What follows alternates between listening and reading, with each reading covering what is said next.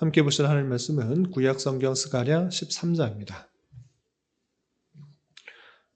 오늘 12월 18일 스가랴 13장을 읽는다는데 13장은 9절까지 길지 않으므로 처음부터 끝까지 말씀을 함께 봉독하겠습니다. 스가랴 13장 1절부터 9절까지 말씀, 구약성경 1324면 전후를 보시면 되겠습니다. 1절부터 함께 봉독합니다. 그날에 죄와 더러움을 씻는 셈이 다윗의 족속과 예루살렘 주민을 위하여 열리리라. 만군의 여호와가 말하노라. 그날에 내가 우상의 이름을 이 땅에서 끊어서 기억도 되지 못하게 할 것이며 거짓 선지자와 더러운 귀신을 이 땅에서 떠나게 할 것이라.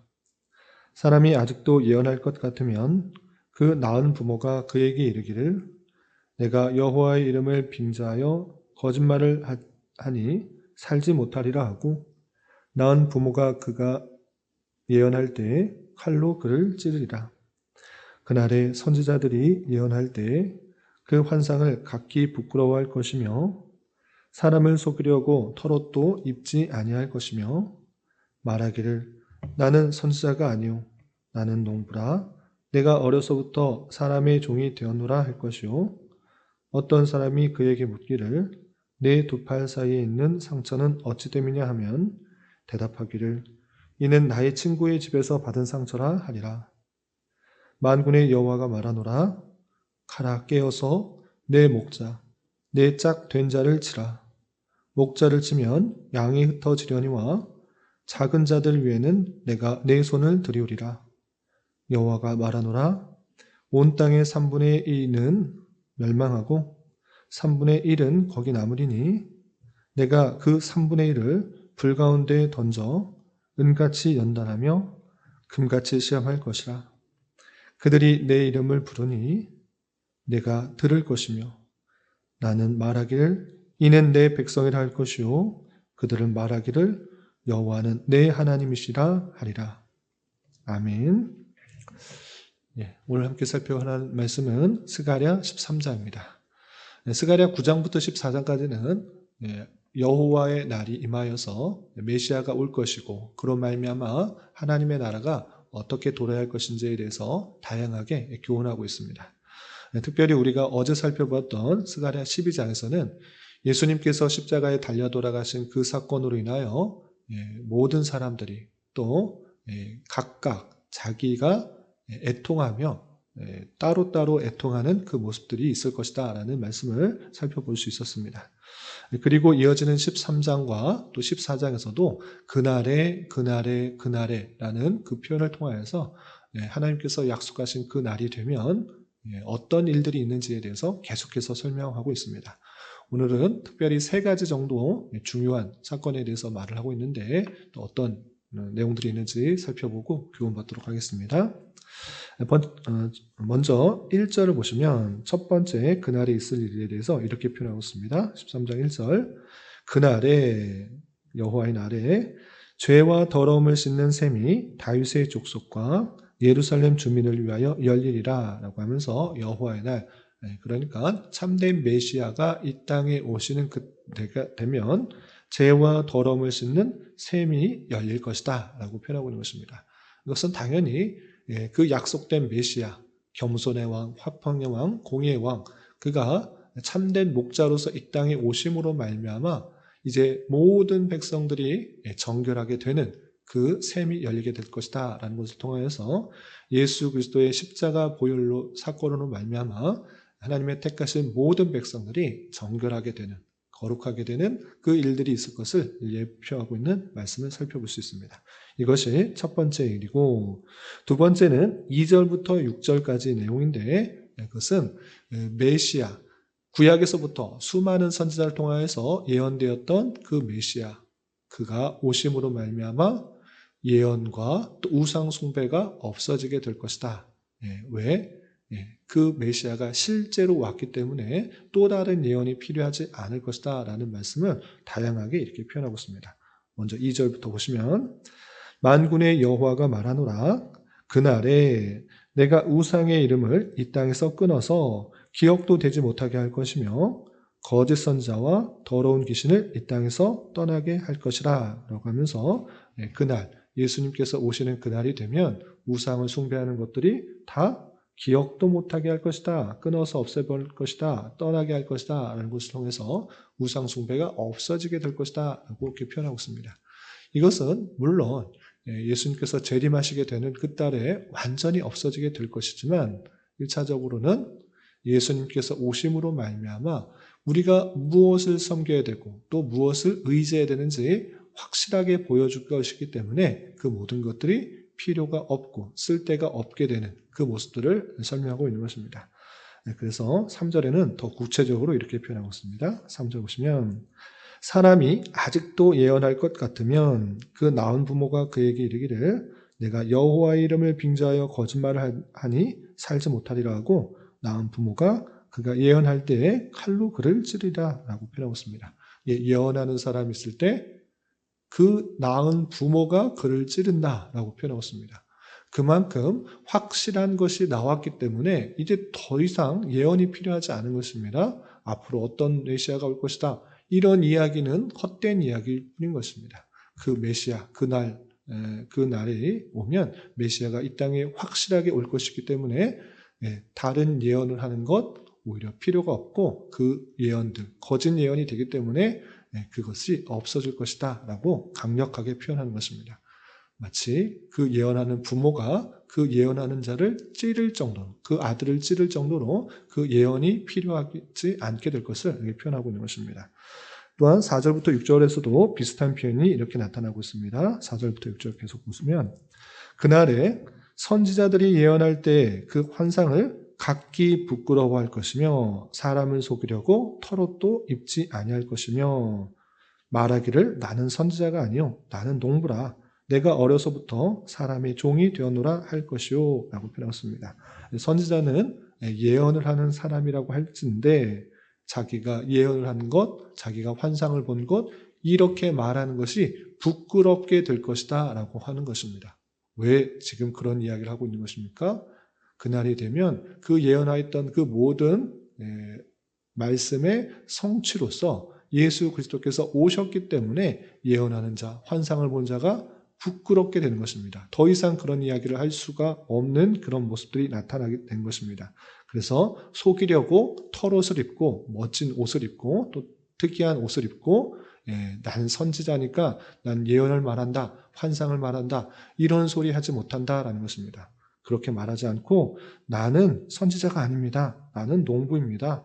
어려서부터 사람의 종이지 예언하는 사람이 아닙니다. 선지자가 아닙니다. 라고 말하게 될 것이다. 라고 표현하고 있는 것입니다. 계속해서 무엇을 강조하고 있는 것입니까? 모든 예언의 그 성취로서 예수 그리스도께서 오심으로 예언이나 환상이나 어떤 일들을 하지 않게 될 것이다. 그 모든 것들이 끊어지게 될 것이다. 라고 표현하는 것입니다. 또 6절에서는 어떤 사람이 그에게 묻기를, 그 선지자에게 묻기를 내 두 팔 사이에 있는 상처는 어찌 됨이냐 하면 대답하기를 이는 나의 친구의 집에서 받은 상처라 하리라 라고 하면서 이교도들이 자기의 몸에 상처를 내면서 신의 감동을 이끌어내어서 예언하고 환상을 보고 여러 가지 이야기하는 것들 그 모든 것들이 거짓이고 헛된 것이라는 것들을 깨닫게 되었기 때문에 자기가 내었던 상처들 나는 그거 다른 신에게 구하기 위해서 그런 것이 아니고 친구 집에서 그냥 다친 거야 이렇게 말하게 될 것을 표현하고 있는 것입니다. 이렇게 예수 그리스도께서 이 땅에 오심으로 말미암아 모든 환상과 예언은 그치게 된 것입니다. 이보다 더 분명한 확실한 사실이 없기 때문에 창세기부터 내려오는 그 모든 구약 성경에 나오는 예언들이 예수 그리스도로 말미암아 성취되었기 때문에 예언과 환상은 이제 더 이상 필요하지 않는 것이다. 그렇게 말한 사람은 부끄러워하고 또 수치를 당하게 될 것을 이렇게 표현하고 있는 것입니다. 그날이 되면 그런 일들이 있을 것을 말한 이후에 또 7절부터 9절까지는 예수 그리스도께서 죽으심으로 말미암아 맞게 되는 성도들의 핍박이 있을 것을 말하는데 그 핍박이 하나님께서 힘이 없어서 그 성도들을 핍박받는 것을 놔두는 것이 아니라 그 핍박 속에서도 하나님께서 이루고자 하는 그 성취가 있다라는 것을, 이루고자 하는 뜻이 있다라는 것을 확인하게 됩니다. 먼저 7절에는 이렇게 표현되고 있습니다. 7절 보시면 만군의 여호와가 말하노라. 칼아 끼어서 내 목자 내 짝된 자를 치라. 칼아 내 목자 내 짝된 자를 치라 라고 표현하고 있습니다. 내 목자를 치라 라고 했을 때 그냥 목사 또는 목양하는 사람들 또는 어떤 지도자들을 말하는 것인가 라고 할 때 그렇게 말하는 것이 아니라 내 짝된 자라는 분명한 또 수식어를 덧붙이는 것을 통해서 이것은 다름 아니라 예수 그리스도를 뜻하는 것이라는 것을 알 수 있습니다. 그래서 예수께서 십자가에 달려 돌아가셨을 때 어떤 일이 있는지 이렇게 표현하고 있는 것입니다.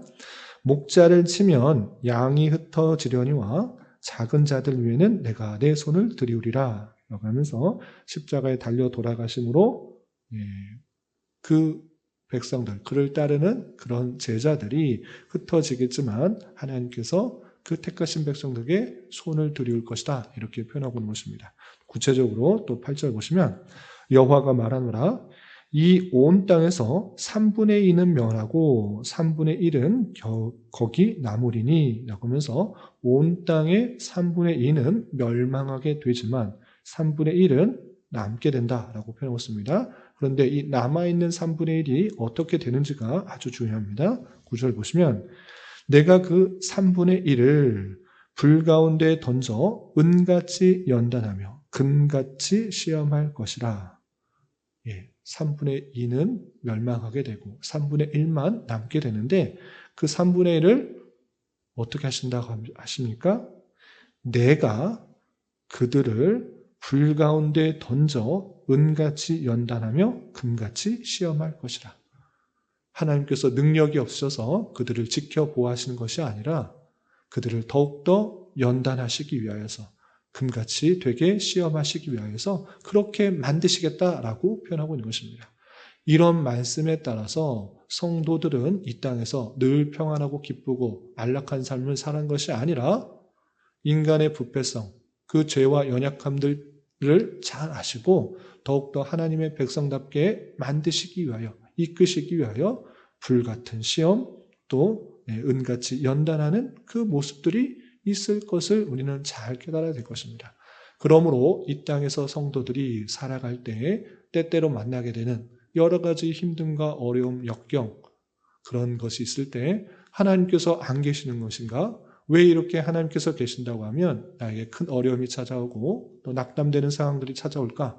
이렇게 원망, 불평, 낙담, 좌절할 것이 아니라 하나님께서 이것을 통하여서 더욱더 하나님만을 바라보게 하시고 이 땅에 소망을 두는 것이 아니라 이 세상은 부패하고 타락하기 때문에 장망성, 장차 망하게 될 그런 모습일 것이다 라는 것을 깨달아 영원한 하늘나라를 소망하도록 하는 것입니다.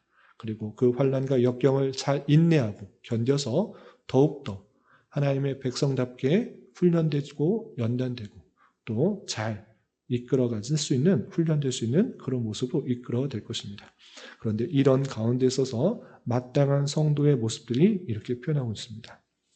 9절 중반절을 보시면 그들이 내 이름을 부르리니 내가 들을 것이며 환난과 역경 속에서 성도들은 마땅히 하나님의 이름을 부르는 것입니다.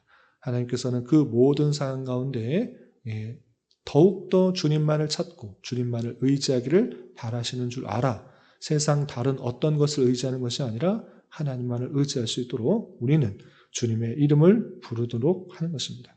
주님께서 들으실 것이고 가장 필요한 것으로 우리에게 응답해 주실 것입니다. 그러면서 하나님께서 마지막으로 그 언약의 그 백성들과의 관계를 이렇게 표현하고 있는 것입니다. 나는 말하기를 이는 내 백성이라 할 것이요 그들은 말하기를 여호와는 내 하나님이시라 하리라 라고 하면서 하나님과의 관계, 우리는 하나님의 백성이고 하나님은 우리의 하나님이시라라는 것들을 잘 깨달아서 끊을래야 끊을 수 없는 하나님의 주권 가운데 택함을 받고 구원함을 받을 뿐만 아니라 영원히 지켜보호하시는 그 하나님이시라는 것들을 깊이 깨닫게 된다라고 표현하고 있는 것입니다. 이런 말씀에 따라서 먼저는 예수 그리스도로 말미암아 우리가 모든 죄가 사해져서 또 의롭게 되었다. 또 하나님의 백성이요 또 하나님의 자녀가 되었다라는 정체성을 잊지 말아야 될 것입니다. 이런 말씀 가운데 세상의 다양한 유혹과 미혹 그리고 헛된 예언과 환상들이 있을지라도 우리에게는 더할 나위 없이 확실하고 분명한 예수 그리스도가 이 땅에 오셨고 그 모든 필요한 내용들을 기록한 성경을 부지런히 읽어 미혹과 유혹, 다양한 환상과 예언에 대해서 분별할 줄 아는 지혜가 필요한 것입니다. 하나님께서는 그런 것들을 다 부끄럽게 만들고 수치스럽게 만드신다라고 표현했기 때문에 우리는 더욱더 하나님의 말씀에 집중하여서 하나님이 어떠하신 분이신 뿐만 아니라 우리가 이 땅에서 어떠한 삶을 살아가야 되는지 잘 교훈받아야 될 것입니다. 그리고 때때로 만나게 되는 환난과 역경이 찾아올 때 더욱더 주님의 이름을 불러가며 주님의 그 놀라우신 선하신 인도하심을 깊이 경험하여 하나님을 늘 감사 찬송하는 자로서 삶을 살아야 될 것입니다. 이런 저와 여러분이 되시기를 주님의 이름으로 부탁을 드립니다. 기도하겠습니다. 하나님 아버지 감사합니다. 오늘 말씀을 통하여 왕의 오심으로 말미암아 우상과 거짓 선지자들이 사라지며 예수 그리스도께서 십자가에 못 박히심으로 말미암아 있게 될 여러 가지 일들에 대하여 살펴보았습니다. 이런 말씀을 전하는 자로서 오직 예수 그리스도의 보혈의 피로 죄에 씻은 바 된 자답게 거짓 예언과 환상에 대하여 미혹되지 않게 하여 주시고 우리에게 주신 성경 말씀을 더욱더 잘 이해하여 하나님의 그 크신 사랑과 은혜를 잘 깨닫게 하여 주시며 때때로 환난과 역경이 찾아올 때에 잘 인내하여 하나님의 백성으로 훈련되고 연단받는 수단으로 삼게 하여 주시옵소서. 주님, 12월은 성탄의 달로 보내고 있습니다. 우리에게 닥친 여러 가지 어렵고 힘든 일들이 있을지라도 우리를 위해 이 땅에 오신 성탄의 의미를 생각하며 기쁨과 감사로 한 해를 잘 마무리할 수 있도록 은혜를 더하여 주시옵소서. 주님, 나라와 민족을 위하여 기도합니다. 정치적으로, 경제적으로, 문화적으로 많은 혼란과 어려움과 타락이 있습니다. 주님 긍휼히 여겨주시고 이 나라의 위정자들을 붙들어 주셔서 주님의 선한 도구로 사용하여 주심으로 자유와 민주와 평화 속에 법과 질서가 온전히 지켜지고 땀의 가치가 더욱더 존중되며 창조 질서가 유지되어 하나님의 주권과 공의, 영광과 능력이 온전히 선포되며 드러나는 날 될 수 있도록 인도하여 주시옵소서.